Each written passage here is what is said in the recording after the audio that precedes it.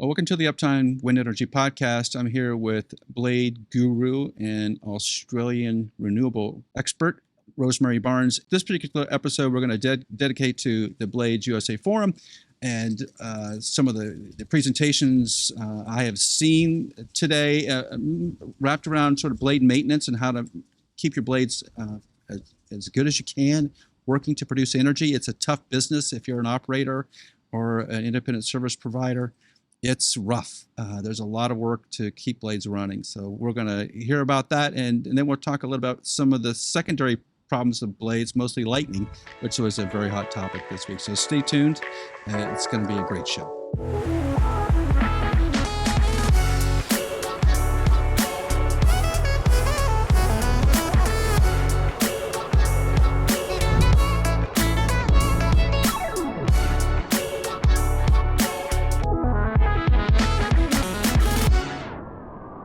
Rosemary, I'm in Austin, Texas for the Blades USA Forum this week. It is packed, and you're missing out. You should be in Texas. Yeah. I'm a bit jealous, but maybe next year. Yeah, there's a lot of good presentations. This is the first day. There's another day tomorrow. So this is Wednesday when we're recording, and there's all kinds of vendors and different kinds of presentations. And I really wanted to talk to you as a blade expert, because this is a Blades Forum USA, Blades USA Forum, about all the different activities around blades and whether you can kind of shed some light on whether some of these things are going to become reality, or is it just nice to haves? Because the presentations were really had a lot of different perspectives. So let me give me some general highlights. There was actually a really good presentation on all the data, and that seems to be a big emphasis here. Is we need more data, and I came to the same conference last year. It's in Austin also, and the emphasis last year was, hey, we got to do two things. We need to get more data, and we need to be able to categorize damage. So that's like mostly a universal standard to holes in blades. Like, is it a level 1? Not so, don't worry about it, I'm just going to monitor it. Or is it a level 5? I got to do something immediately. Those are the two big ones. On the data side, it was about getting more drone images and instrumenting blades. So over the last year, there's been a lot more drone images and more emphasis on actually putting in sensors in these blades. Now the engineers who, like you, always want more data, and I always want more data. Now that they have the data, they can't process it all. Yeah, I think that's pretty normal situation. I think it's a little funny because it's had a chuckle. If you have 1,000 turbines in your portfolio, it's almost impossible to sort through all those drone images. And then the subject becomes, well, how do we try to categorize all that data so we can actually do some predictive analysis? Like these particular blades made from this particular factory are going to have this particular problem in a year. That was where the industry seems to be going. And that, from an OEM perspective, does that make sense for someone who made blades like you? Does that make sense? Is that the right approach to what to do with that data? OEMs probably don't like it because if you're doing that, then you're finding faults earlier than they would have otherwise. And so you'll find them within the warranty period when you might have previously found them out of the warranty period. So maybe the OEMs don't like it. But in the work that I'm doing now with my consulting company, Padlet Consulting, I'm doing a lot of work on blade defects. And what I am seeing is that it's not just about having data and analyzing the data, it's about the quality of the data as well. Because, I mean, I feel like when you said at the start, we need more drone images. And the last thing that I need in the projects I'm working on is more drone images. What I need is for the drone images to actually do what they're supposed to do and pick up the damage. Because, an image that doesn't show damage that you went looking for is worse than having nothing. At least if you didn't have that image, you wouldn't know whether there was damage or not. But when you have a drone go up there and say, this turbine's all clear, go for it. And then it turns out later on, actually, these 10% of these blades do have this defect and they were previously all cleared for it. That's obviously worse than not knowing anything at all. So I hope that people aren't getting too far ahead of themselves, but I do think that they are, because I see, some of the projects that I work on, or the campaigns that I work on, you see, drone images, and they go with a different company, then they go with a different company. And so, the quality is, the quantity is too high and the quality is too low currently, or at least I think that there are some players that are doing good work, but not everybody is, and not everybody is using the good ones. So I would like to see some better way to be able to, qualify a drone inspection, and, there could be standardization, or, some sort of certification that, this drone technology is able to, pick up these kinds of defects and certified by a third party. That would be super, super, super useful, because at the moment it does feel a bit like the Wild West, where people, seem to pick a drone inspection company at random, and then, like I said, you end up with a false sense of security, which is terrible, because I've definitely worked on many projects where blades have been cleared as being free of a defect, and then months later, when somebody went up and rope access found that the defect was there the whole time. There's a couple of presentations showing the progression of damage, transverse cracks being probably the biggest issue. Like, what do you do with this? And it's in a highly loaded area. You don't want to go in there and start repairing it too early. If the blade's going to survive for its lifetime, you probably don't want to touch it at all. And there was some really interesting photos watching that. But in order to do that sort of progression study, you need to take drone inspection photographs at least twice a year. That's the only way you can then predict and create a model, I guess, what it sounded like. In order to create a model of what that crack is going to propagate like, you need to have touch points, and you just can't do that every other year. You need to do it twice a year. So you're essentially having double data, especially in blades that have issues.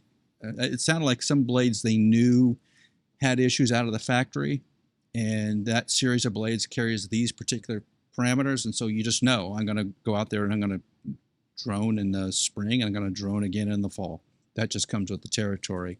And that everybody's pretty much accepted that. That's so interesting that people are taking blades that they know have cracks, have begun, and being prepared to leave them operating and monitor them, because, one thing that you learn when you study composites and crack propagation, you can work statistically and, figure out on average cracks will propagate at this rate. But an individual crack, it doesn't, grow 1 millimeter per month every month for, its whole lifetime. It'll be 10 millimeters in 1 month, then none for a year, and then another 50, and then, and then it breaks catastrophically. That's how cracks propagate. They don't follow the nice theoretical,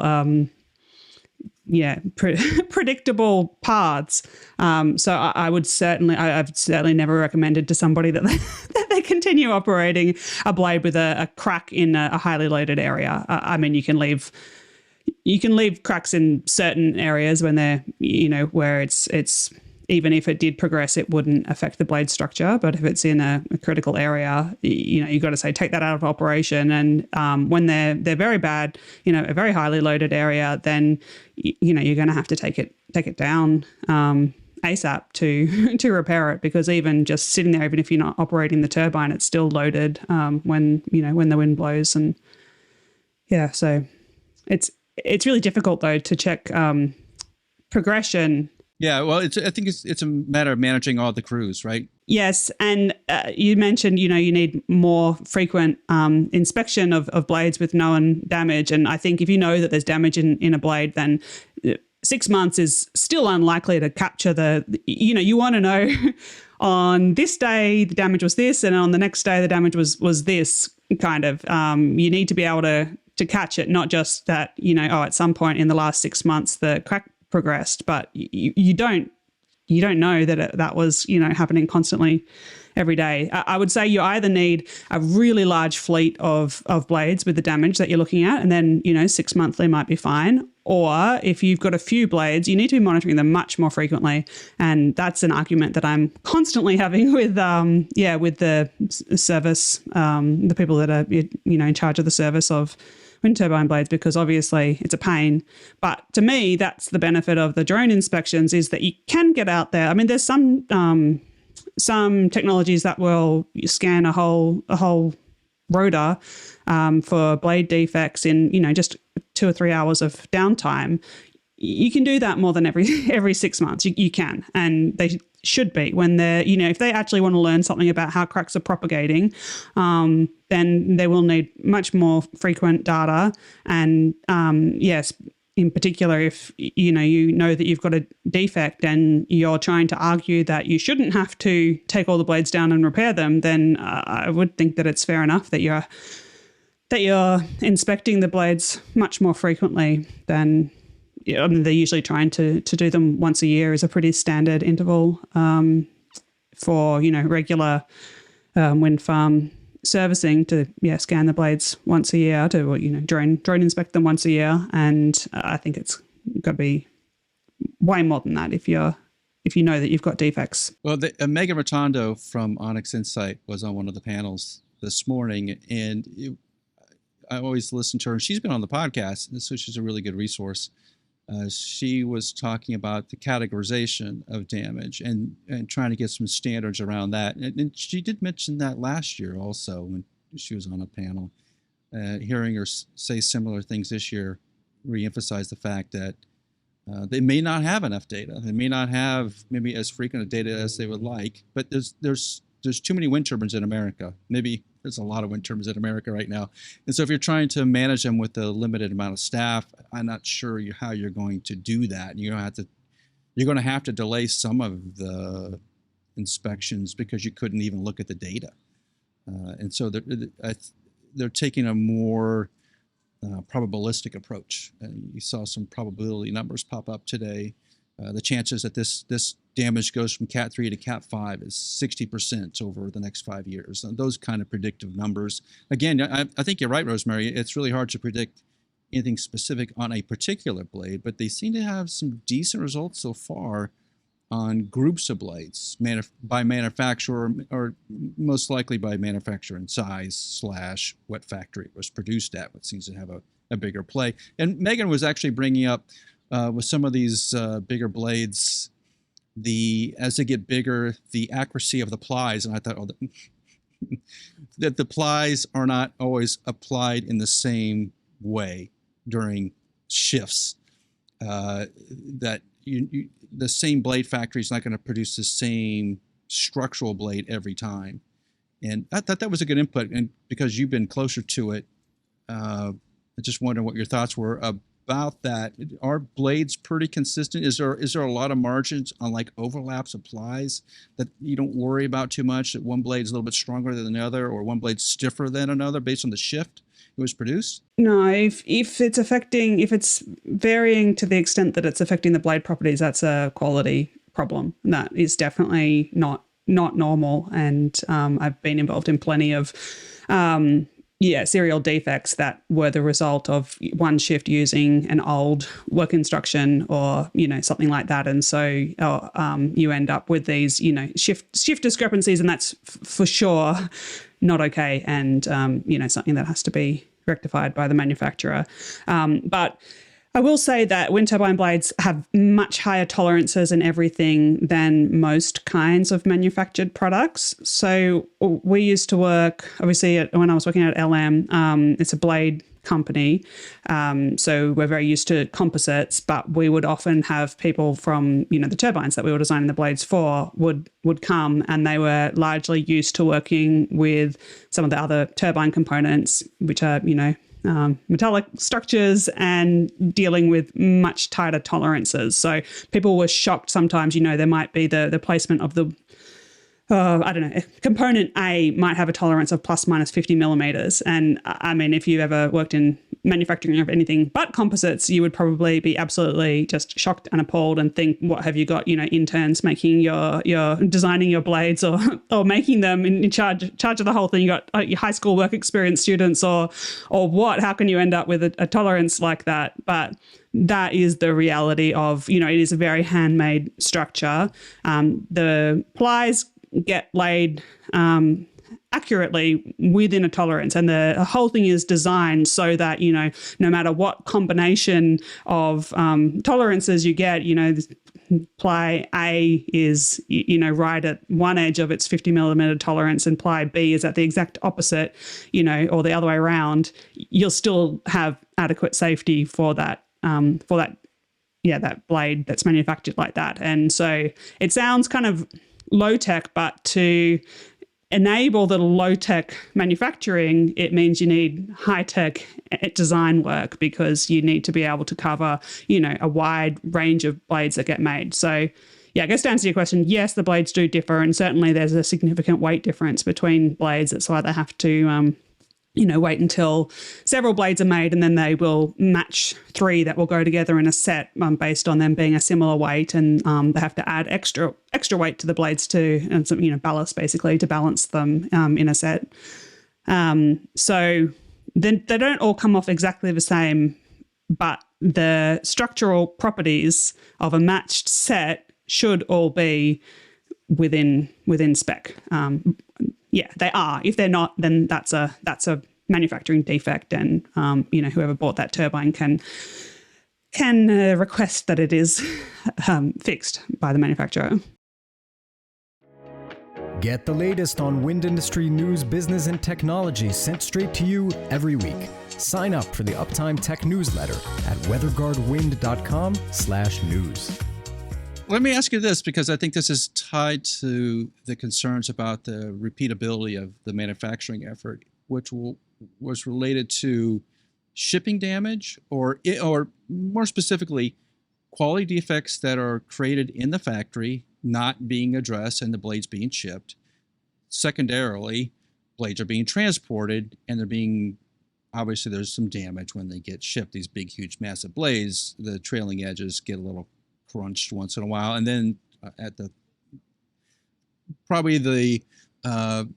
always think this is probably the concern I have the most, is when they start and putting the blades onto the hub. Like things happen in there that are not great for blades, and that seemed to be a concern. Like no one is inspecting the blades when they before they come out of the factory, after they're shipped to the site, and after they're up on the tower. There's really not a lot of inspections done there. And I know Joel preaches this to me all the time. Joel's like, Wind Power Lab can go down to the blade manufacturing site and look at the blade to make sure the blade is correct before it leaves the factory. So if you catch something at the factory, you can fix it there where you have all the experts and the tools to do it, versus trying to do it in the middle of Nebraska where you don't have all those things. And I thought that made sense, but it is a little odd. Maybe I think the operators basically assume that most blades have some level of defect when they come out of the factory. But in the back of my head, the whole time I'm hearing this, I'm thinking Rosemary's going to shake her head. No, that's not the case. The blades are pretty well built when they come out of the factory, right? Yes and no. I don't think he's totally wrong. Definitely, that's right. But I mean, a lot of people are shocked to learn, when you make a brand new wind turbine blade, every single blade is going to have some number of defects that have to be fixed in the factory. That's just definite. Maybe in the past when they were very small, some of them were perfect, but I certainly, it's common to have dozens of defects that you have to fix in the factory. That's just, again, it sounds like low tech, you don't have your process under control, but it's like if you wanted to avoid that, the blade would just cost so much more. You'd have to use the same kind of manufacturing methods that they use in aviation or the auto industry. They're using a lot more pre-pregs and autoclaves and stuff, and that's expensive for any size component, let alone, wind turbine blades are bigger than any airplane wing or car, that's for sure. So it's done to get the overall cost low, and the repair processes are very controlled. They have to, the same way they have to certify a blade design to make sure, third party verifies that it's going to be strong enough to last the stated lifetime. In the conditions stated, they also have to certify their repair methods. So it ends up the same. There's no difference. There's no difference in the expected lifetime or anything between a blade that had 100 repairs in the factory compared to one that had, say 5. So that is shocking to a lot of people, but that's how it works, and that is actually good engineering. I spent a lot of time, calming people down, asset owners down. No, it is normal, and they're like, well, if it's had 18 repairs in the factory, then they should have just given us a new one. And it's like, well, no, they never do that. It's so rare to scrap a blade in the factory. That is just, so costly. So that is a last resort, and it's super rare that you would have a kind of defect that couldn't be fixed. It happens occasionally, but if it's happening frequently, then you're going to spend considerable engineering resources to get that under control. If I wanted to inspect my blades before they got installed or onto the hub, are there enough people to do that at the rate that we need to build wind turbines? How many engineers would you have to have out on the site? Definitely not in America. There's no way we'd be able to do that. The problem is that you need someone with blade specialist blade knowledge. So probably somebody that's worked for a manufacturer in the factories, or at least somebody who's working for a company that has a lot of people like that where they've learned from. And it's if you catch it right there at the very end, then once it's already installed, then that's very difficult to address. So you mentioned inspecting them coming out of the factory, and that's probably a better place. But you're not going to, if you've got a wind farm, that's going to have 500 turbines in it, you're not going to have an employee camped out at the factory for a year while they make all the blades for that. And the manufacturer would almost certainly not be so keen on that either. But they're inspected constantly. So, if you follow kind of the blade through the manufacturing process, the first thing that happens is that the two shells, upwind and downwind shells, get made. And then while they're still in the mold, then they will be inspected. The quality will be inspected, and they do some repairs there in the mold. And then they will close the blade and demold it, and then they will do inspection then. And then that's where the bulk of the repairs would get done in that stage, because it's out of the mold and not holding anything up.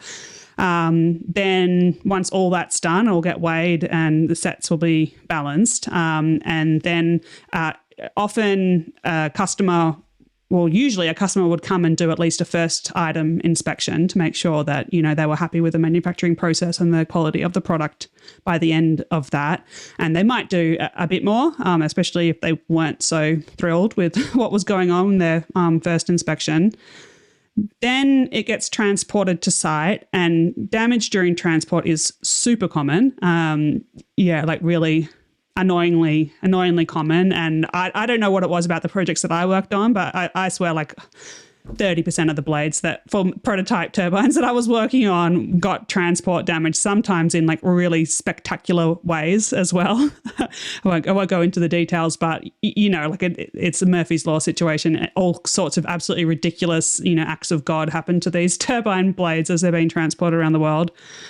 Then, anybody that is managing construction of a wind farm should be checking the blades once they're on site before they go up, because that's also often the last time that it's not your fault that damage happened. So if you can inspect them when they just come off the truck, then you can say, okay, this was the transport company's problem, or likely the OEM arranged the transport, so it's their issue. And then the blades get up on the turbine. They're installed on the turbine, and you can get damage there too. And I guess for completeness, you would want to check them there. But by the time that you've got the blades up on the turbine, then to get them down is going to be painful. It is still good to have that information then if you can, because then you can, address it while you've still got the crane on site, while the factory is probably still making those blades. Because if you get to it in, a year, 2 years time, it might still be within warranty. But you've got now, if your construction is finished, all the cranes have gone. And I don't know about in the US, but in Australia, the big cranes are really constrained. And so it's not so easy. And these wind farms are in the middle of nowhere. I was looking at one the other day that I was hoping to go visit, and it's like either a 10-hour drive, or I could do a 1-hour flight and a 5-hour drive to get there. That's kind of as easy as it is to reach. So, it's not so easy to just get a crane there for the one blade that you've got a problem with. And then if the factory isn't making the blades anymore, then you've got a huge problem, and you can wait up to or even over a year to have your blades replaced. So it might be, yes, you found it within the warranty period. The manufacturer is, it's up to them to remedy the situation. And you've probably got some clause in your contract that, liquidated damages if there's, if there is some issue that's a manufacturer's fault that stops you from generating revenue from your wind farm, then you'll claw some money back. But it is incredibly stressful, and you never get everything back. And it also really, really damages relationships, is what I've noticed, between the asset owner and the manufacturer. So, for that last point, I never understand why the manufacturers aren't more aware of that fact, that the relationships are so easily damaged. And, they, in my opinion, the wind turbine manufacturers could do a much better job of, looking after their customers to make them feel supported through the process, instead of, they always seem to want to set it up as some sort of adversarial fight between two parties. And I always see that makes issues drag on so much longer than they need to. You end up, without trust, then you end up having to do a lot more engineering work and tests and proving and, all that sort of thing. So yeah, that's my little rant from my perspective. I get in to manage the relationships, I think, as much as the engineering of it. Well, the next level of difficulty, which came up today, was what happens when we go offshore. Because you may not be able to repair the blade on the turbine once you're offshore 15, 20, 30 miles. How does that work? And some of these repairs probably involve taking the blade off, and at that point just replacing it with a different blade. The trouble being, there's not a lot of jackup vehicles or jackup ships in America. So you don't have the ability to go do that. Once the farm is installed offshore in America, you're pretty well stuck. And you may end up shutting the turbine down until you can find a jackup vessel to come. And it's just really expensive, right? So there's a lot of concern offshore for the same reasons they're seeing these onshore issues happen, even if the manufacturers are putting a lot of emphasis on correcting issues, and they think they are. But you're 10xing the cost once you go offshore. But I think the industry has had a pretty good success record in Europe. Whether that translates to America or not, I think that's a big unknown at the moment. I still think that we're in early days. Even in Europe, they've had offshore wind for a long time, but the really big blades, the really big turbines, they are new. There was a big change, let's say before or after 100-meter long blades. I think that's a pretty big divide. Before 100-meter, like shorter than 100-meter blades, easy. Longer than 100-meter blades is hard. For offshore, there's definitely some shorter than that blades onshore that are proving to be difficult. But I think, because they've only been around for a while, and the way that you see defects in composite materials, at least, I'm not sure so much about the rest of the components, but they describe it as like this bathtub curve. So, where it's fatigue damage, that's the issue. You see, so the start of the bathtub early in its life, you see a lot of defects, and then it drops off pretty quickly. And then for the majority of the life, so say if you make it to 5 years with no damage, then you're probably going to make it close to the end of the life. But then towards the end of the life, then you see that the defects rise again. So it's the other side of the the bathtub.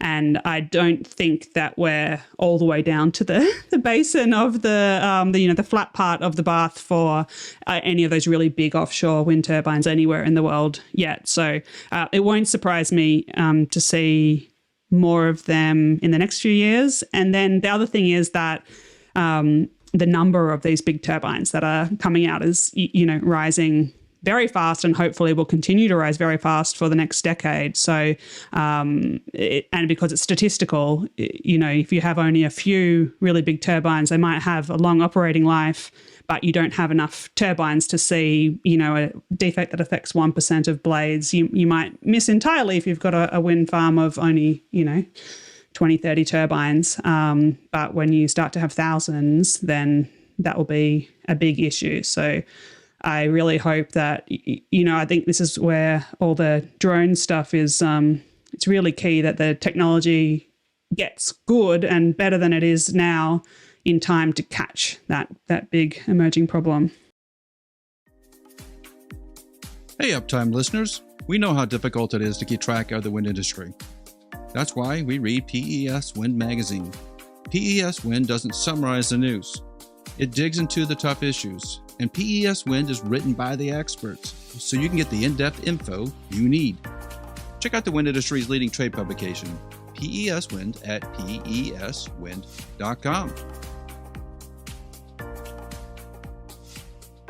Rosemary, the second part of this Blades USA Forum discussion is around lightning. And every presentation that had to do with blades and monitoring came to the discussion of lightning. The lightning last year was an issue, but it wasn't nearly as big. And when I talked to people last year, they're kind of poo-pooed me and said, yeah, it's a thing, but it's it's now like a top 2 issue. Last year I said it had been top 5. It's now a top 2 based on what I saw here. So everybody's wanting to know, like, what are the blade manufacturers doing to keep their blades alive? On the offshore side, the discussion was some of the OEMs are going to put on a metal tip to the blades to protect them from lightning. And I had just a brief chuckle at that. But the other ones are not talking about it at all. Probably going to stay with basic standard designs they use onshore. So there's not a lot of development in the lightning protection world, weirdly enough. My little company is probably the only one that's doing something really significant that's been broadly used at this point. But the second half was monitoring. Like, there's a lot of monitoring systems out in the marketplace, and they can do all kinds of wonderful things. An engineer gets a gizmo. Rosemary, you're an engineer. So if you get the one with a lot of bells and whistles and lighted buttons, that's the one the engineers typically pick, because that's what I would pick. Why not, right? I'm not paying for it. It's not coming out of my salary.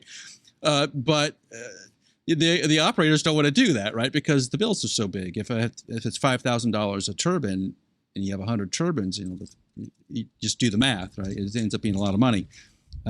So the cost of monitoring on the lightning side is big. And we're partnered with Ping at this conference. We tend to do booths together just to save cost. And Ping has this lightning sensor, which just sticks to the turbine, and it tells you whether the turbine's been struck or not, which is 99% of what you need to know. And it's a couple $100 a year instead of being several $1,000s a year. But in terms of what's shaking in the industry, it seems like lightning. I literally saw 4 presentations about lightning, no more than that. I think I saw 5 today about lightning. There is a big shift in, hey, we need to get this lightning thing under control. So maybe it's a change in industry. And I don't see the OEMs leading that effort, by the way. I see the operators pushing that as it's expensive to fix. Do you hear rumblings about improving blade lightning protection?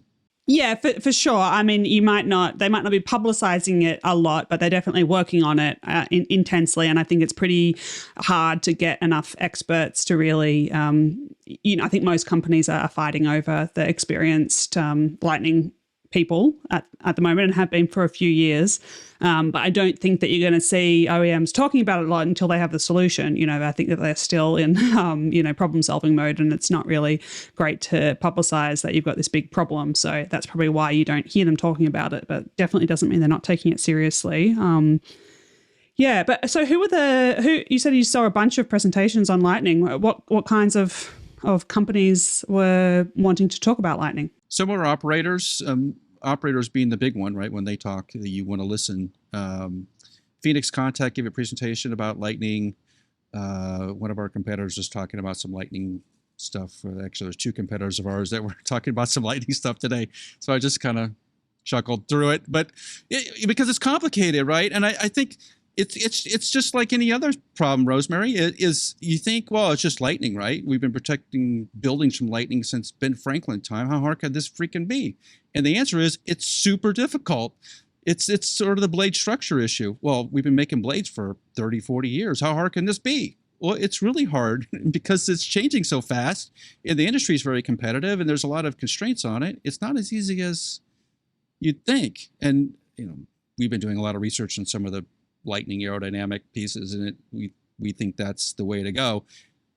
Clearly, the rest of the industry is still scratching their head about it. But if I come back to this conference next year and we're still stuck, then that's not a great day. Why aren't you giving presentations? Because you're talking about it in the podcast? Or? Yeah, I mean, because it costs $20,000 to talk. Are you kidding? $20,000? Can I take this opportunity to have a huge rant about how they do conferences? Is it new, or is it just that I used to go to academic conferences and now I go to industry ones? But I don't speak. I definitely don't pay to speak. I often get asked to moderate a panel or something like that, and I definitely don't pay for that, and I rarely get paid. Sometimes I do.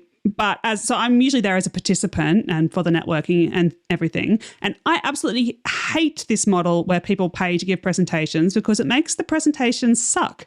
And so you're stuck there for what sounded on paper like an interesting presentation, but it's just a 20-minute long sales brochure from someone who may very well not know, it's the kind of company that wants to pay that much money. Either they're a huge company and those ones are usually fine, or it's someone that's just entering the market and wants to get their name known. And so they don't know anything about, they know less than the audience on what they're talking about.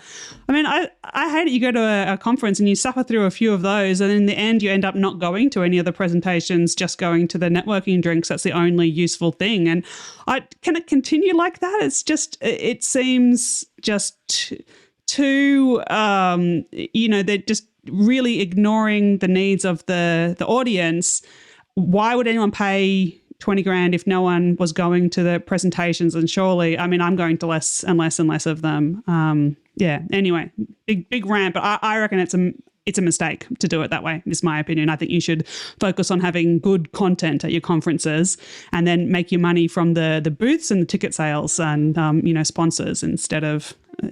it's just such a conflict of interest. I mean, I don't have on my YouTube channel, I don't say, oh, pay me $10,000 and you can, come and talk about what you want. I mean, people do get in touch with me to try and say, oh, we'll pay you. Yeah, like that. People will pay like $5,000 or $10,000 to come on a live stream and talk about whatever. And I will 100% say no, because one, it's never good speakers that want to pay that much money. It's always someone that, is not really good. And two, it totally removes your credibility. Yeah, if someone has paid to come on. And isn't it the same for the conferences? That I don't get it. And I just wanted to take this chance to have a big rant. I think it's a difference between the United States and Europe.